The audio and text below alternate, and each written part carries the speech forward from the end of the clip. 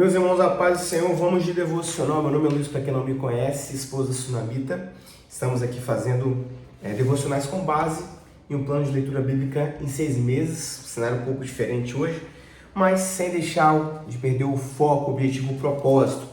Tá bom, irmãos? Estamos meditando no livro de Hebreus, tá? A carta aos Hebreus. E é muito importante frisar, né?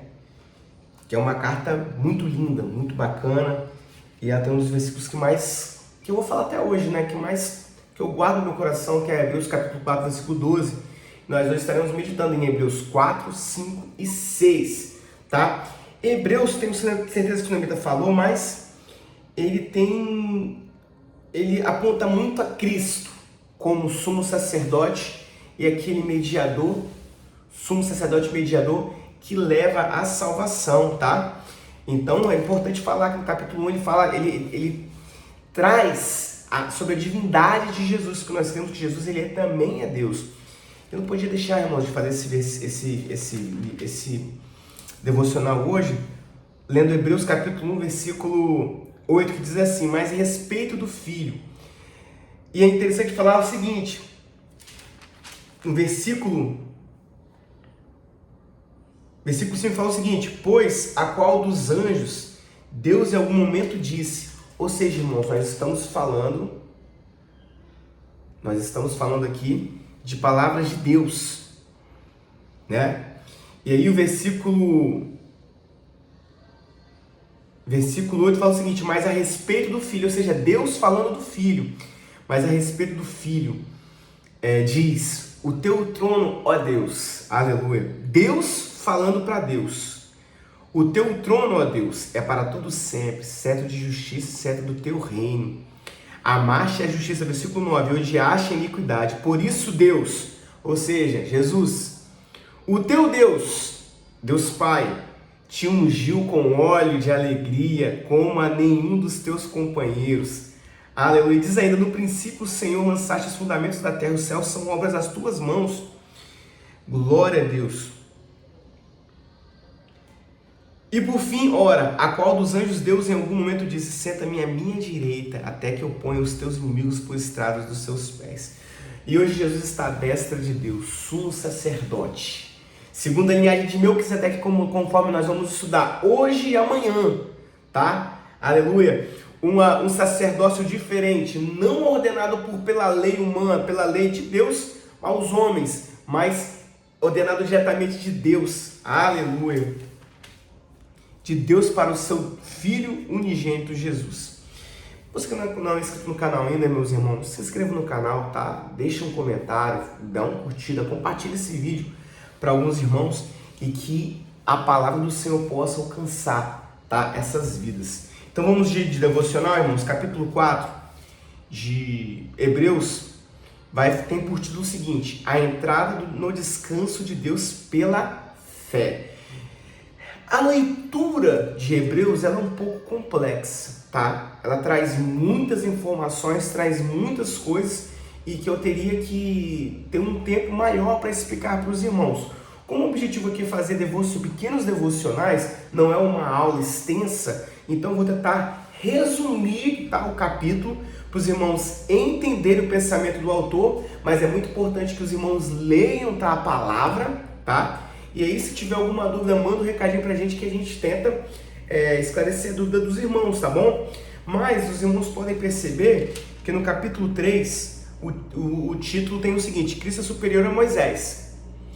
E é muito importante falar o seguinte, que os judeus, eles têm Moisés como, né, o seu maior profeta. E aqui, o autor de Hebreus, ele já começa falando o seguinte: olha, Cristo é superior a Moisés. Nós vemos nas cartas passadas que a própria palavra testifica que o próprio Moisés, ele exorta o povo a seguir um outro profeta que seria parecido com ele, a esse Sigais. Então, Moisés já havia profetizado sobre Cristo, e Cristo ele é superior a Moisés. E aí do versículo 7 ao versículo 19, o autor aos Hebreus, ele fala o seguinte, o perigo da incredulidade e da desobediência. Ele começa a lembrar que o povo, quando estava no deserto, ele se desviava, ele endurecia o coração, mesmo vendo vários milagres, várias manifestações do Senhor, o povo continuava se desviando ao ponto que aquela geração incrédula, por não ouvir a voz do Senhor e endurecer o coração, não entraram na terra prometida, tá? E esse é o perigo da incredulidade e o perigo da desobediência. Por quê? Porque a incredulidade e a desobediência fará com que você não entre no descanso, aleluia, no descanso de Deus, que é o título do capítulo 4. Então, irmãos, o capítulo 4 fala o seguinte, tem por título, a entrada no descanso de Deus pela fé, né? Então vamos lá. O versículo fala o seguinte, portanto, visto que nos foi deixado a promessa de entrar no descanso de Deus, tenhamos cuidado para não perecer, que alguns de vocês deixou de alcançá-lo. Senhor, para não parecer que algum de vocês deixou de alcançá-lo. Versículo 2, porque também a nós foram anunciadas as boas novas, exatamente como aconteceu com eles, mas a palavra que eles ouviram não lhes trouxe proveito, porque não foram unidos por meio da fé com aqueles que a ouviram. O que aconteceu? Foi anunciado ao povo que estava cativo no Egito uma grande notícia. Qual que era? Que era a libertação do povo, que era Deus levando o povo à sua terra prometida. Porém, irmãos, nós estamos numa caminhada. E é importante que não venhamos deixar a desobediência e a incredulidade tomar conta do nosso coração, porque mesmo hoje, né, o povo hebreu lá no Egito recebeu essa grande notícia, mas nós recebemos também uma outra notícia, qual que é? Que é o evangelho da salvação, tá? Que é libertação para os cativos. Então, ou seja, Deus nos prometeu um descanso eterno em Deus, que é o que? Que é a salvação em Cristo Jesus. Mas é importante que quando estivermos nessa caminhada, não venhamos a olhar para os lados, ou que não venhamos a esmorecer, mas pelo contrário, que possamos continuar firmes nessa caminhada, focados em Jesus, tá? E aí, após isso, quando nós estivermos, se nós esperarmos com paciência nele, ele virá para nos buscar, para nos salvar. E é isso que o autor aos Gálatas, ele traz essa reflexão no capítulo 4, tá? O capítulo 4 nada mais é que um encerramento do finalzinho do capítulo 3, porque no capítulo 3 o autor ele fala o seguinte, olha, observe o que aconteceu com o povo no Egito. Eles não obedeceram, mesmo vendo sinais, vendo maravilhas, eles não obedeceram e não entraram na terra prometida, e não entraram no descanso. Assim também nós, irmãos, devemos o quê? Permanecermos firmes, com paciência no Senhor, até que Ele venha nos buscar. Porque se nós não permanecermos firmes, nós perderemos a nossa salvação. É isso que o autor Hebreus, no capítulo 4, ele quer falar. E aí tem alguns versículos chaves aqui que eu queria ler para os irmãos. Olha, versículo 7, de novo, determina certo dia, falando Davi por muito tempo depois, segundo antes tinha sido declarado, hoje, se ouvirem a sua voz, não endureçam o coração, tá? E é interessante que a reflexão que o autor faz é o seguinte, olha, lá atrás o povo endureceu o coração, mas já no momento posterior, que é quando Israel já está fixado no território, que já tem um rei, que é Davi, Deus fala a Davi novamente, olha, hoje, se ouvirem a sua voz, não endureça o coração como eles endureceram lá atrás. E da mesma maneira hoje é para nós, se ouvirmos a voz do Senhor, não venhamos a endurecer o nosso coração, tá? Se errarmos, não endureçamos o coração, por quê? Porque Ele é fiel e justo para nos perdoar. E aí, versículo 12, Hebreus capítulo 4, versículo 12, fala o seguinte, olha, portanto, porque a palavra de Deus ela é viva e eficaz, é mais cortante do que espada alguma de 2 gumes, e penetra até o ponto de dividir a alma e espírito, junto a medulas, e é apta para julgar os pensamentos e propósitos do coração. E não há criatura que não seja manifesta sua presença, pelo contrário, todas as coisas estão descobertas e expostas aos olhos daquele a quem temos de prestar contas. Irmãos, ou seja, nada ficará encoberto perante a presença do Senhor. A palavra aqui refere-se, testifica da própria palavra, mas também Jesus é a própria palavra, ele é o verbo, ele é a palavra. Então nada fica encoberto em relação à palavra, perante a palavra de Deus, nada fica encoberto. Então não tem como você se esconder. Jeremias 23:3 me veio ao coração agora. Deixa eu só confirmar se é esse versículo mesmo. Mas nada fica encoberto aos olhos do Senhor, irmãos. Jeremias, vamos lá, 23:23. Sou eu Deus apenas de perto, diz o Senhor, e não também Deus de longe. Versículo 24. Pode alguém se ocultar em esconderijos de modo que eu não veja? Diz o Senhor, não encho eu os céus e a terra? Aleluia! Glória a Jesus. Jesus, aleluia, ele enche os céus e a terra. Não tem como se esconder, não tem como você ocultar o seu pecado. Aleluia, não tem como. Glória a Jesus. Versículo 14 em diante vai falar sobre Jesus, o sumo sacerdote eterno. Então, aqui começa o capítulo 5. No versículo 14 do capítulo 4, que começa o capítulo 5. Os irmãos tentam me entender, porque o assunto começa aqui, tá? Então, vamos lá, versículo 14 fala o seguinte. Tendo, pois, Jesus, o Filho de Deus, como grande sumo sacerdote que adentrou os céus, e conservemos firmes a nossa confissão, porque não temos sumo sacerdote que não possa se compadecer das nossas fraquezas. Pelo contrário, ele foi tentado em todas as coisas a nossa semelhança, mas sem pecado. Portanto, versículo 16, muito importante. Aproximemo-nos do trono da graça com confiança, a fim de recebermos a misericórdia e encontrarmos graça para ajuda em momento oportuno.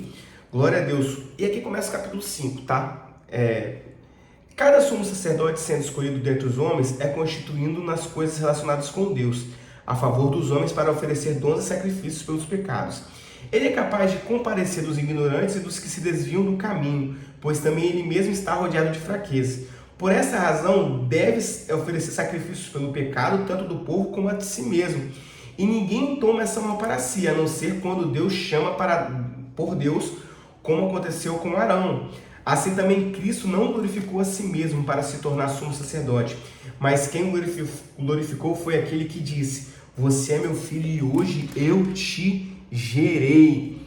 E aí, versículo 5 também fala o seguinte, em outro lugar também diz: você é sacerdote para sempre, segundo a ordem de Melquisedeque. Nós vamos estudar sobre isso. Deixa eu encerrar essa parte, que fala o seguinte, olha, ele, Jesus, nos dias da sua carne, tendo oferecido com forte clamor e lágrimas, orações e súplicas a quem o podia livrar da morte, foi ouvido por causa da sua reverência.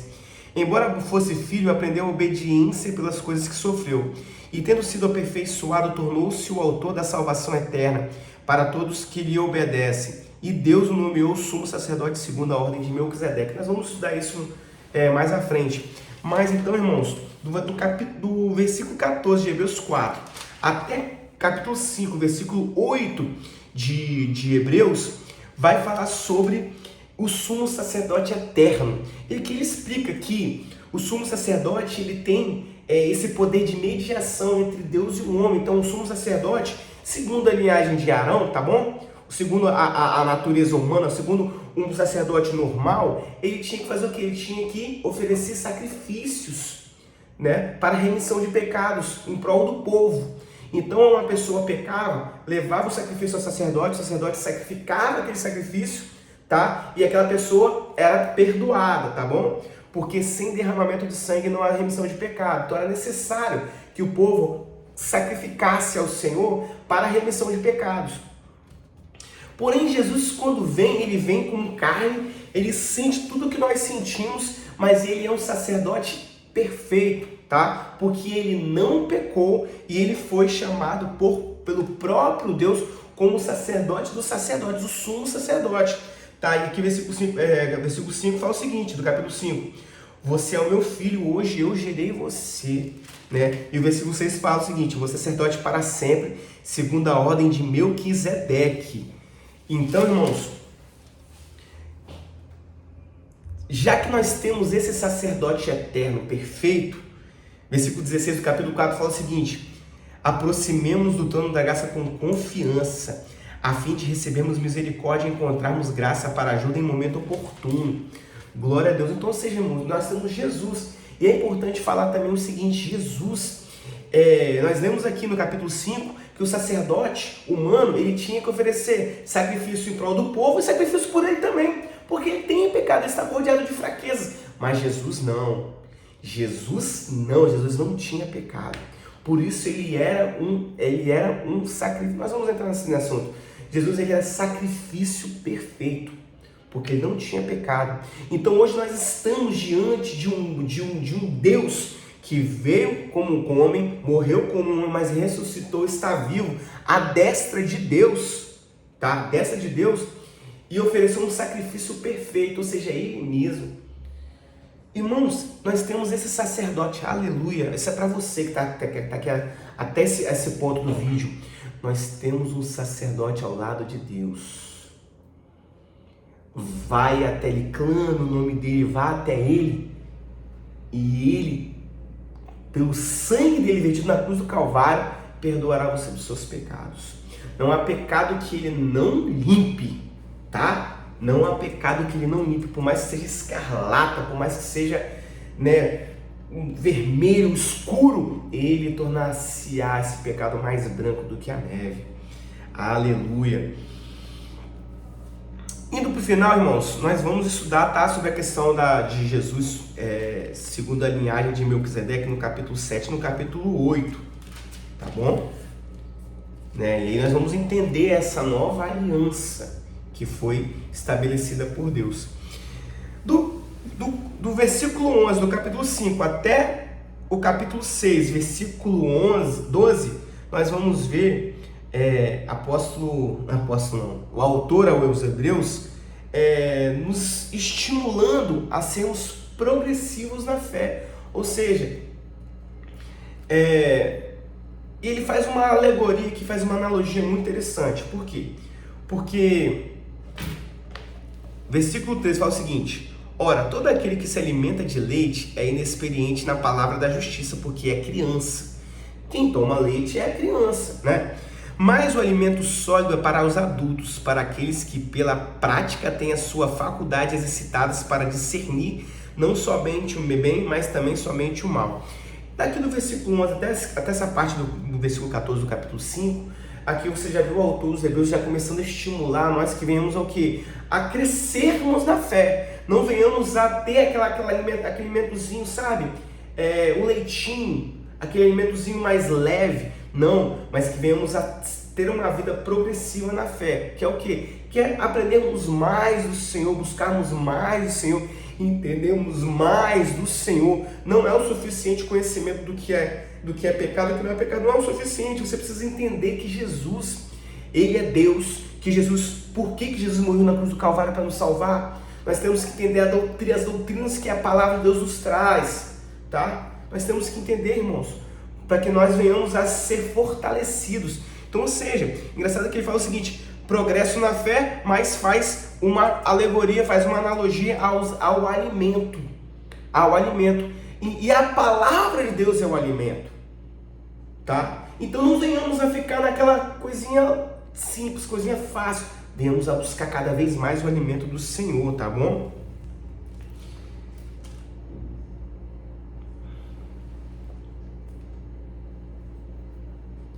Continuando, irmãos, do versículo 1 do capítulo 6 até o versículo 11, é isso que eu falei para os irmãos, tá bom? Fazendo um resumo bem simples. E nós vamos já para o final desse capítulo aqui hoje, do versículo 13, tá? Ao versículo 20. E eu vou ler para os irmãos, tá bom? Porque é muita informação, às vezes a gente acaba deixando passando uma coisa ou outra. Diz assim a palavra de Deus, ó: pois a palavra de Deus é imutável, tem por título, versículo 13. Pois quando Deus fez a promessa a Abraão, visto que não tinha ninguém superior, porque jurou por si mesmo, dizendo: certamente eu o abençoarei e multiplicarei os seus descendentes.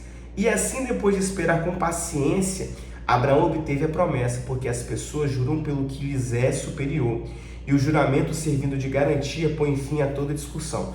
Por isso, Deus, quando quis mostrar com mais clareza aos homens da promessa que o seu propósito era imutável, confirmou com o juramento. Ele fez isso para que, mediante duas coisas imutáveis nas quais é impossível que Deus minta, nós que já corremos para o refúgio tenhamos forte alento para tomar posse da esperança de que nos foi proposta. Temos essa esperança por âncora da alma, segura e firme, e que entra no santuário que fica através do véu, onde Jesus, como precursor, entrou por nós, tornando-se sumo sacerdote para sempre, segundo a ordem de Melquisedeque. Ou seja, irmãos, Deus ele tem uma promessa imutável. Essa promessa que ele nos proporcionou, que é Cristo, tá? Nós estamos falando aqui de Cristo, tá? Aí os dois versículos finais. Olha só, versículo 18. Ele fez isso para que, mediante duas coisas imutáveis nas quais é impossível que Deus minta, nós que já corremos para o refúgio tenhamos forte alento, ou seja, tranquilidade, para tomar posse da esperança que nos foi proposta. Qual a esperança? Temos essa esperança por âncora da alma, ou seja, ela está firmada, né? Está presa, segura e firme, que entra no santuário. Qual a esperança? A esperança que entra no santuário que fica atrás do véu, ou seja, onde Deus está, onde Jesus, como precursor, entrou por nós, tendo se tornado sumo sacerdote para sempre, segundo a ordem de Melquisedeque. Essa é a nossa esperança, que Jesus, ele é o nosso sumo sacerdote, meus irmãos. Rapaz, Hebreus é um pouco complexo, espero que os irmãos tenham entendido, misericórdia. Não é simples, mas se eu fosse terminar esse vídeo aqui em rápidas palavras, hoje nós aprendemos que nós temos que guardar com paciência a carreira, tá? Que não devemos deixar a incredulidade e a desobediência fazer com que nós venhamos a perder a nossa salvação, tá bom? Nós aprendemos que Jesus ele é o sumo sacerdote, porque Deus chamou ele e colocou ele como sumo sacerdote segundo a linhagem de Melquisedeque, e nós aprendemos que nós devemos ser progressivos na fé, aprendendo cada vez mais. Por isso que Hebreus é um pouco complexo, tá? Aprendendo cada vez mais da palavra de Deus, e temos por essa promessa imutável, que Jesus Cristo é o nosso sumo sacerdote, e isso não mudará. Meus irmãos, que Deus abençoe, tá? Você que não é inscrito, se inscreva. Você que está inscrito, nos acompanhando, meu muito obrigado. Assista os vídeos, tá? Que Deus possa falar mais no seu coração. E até amanhã. Que Deus abençoe.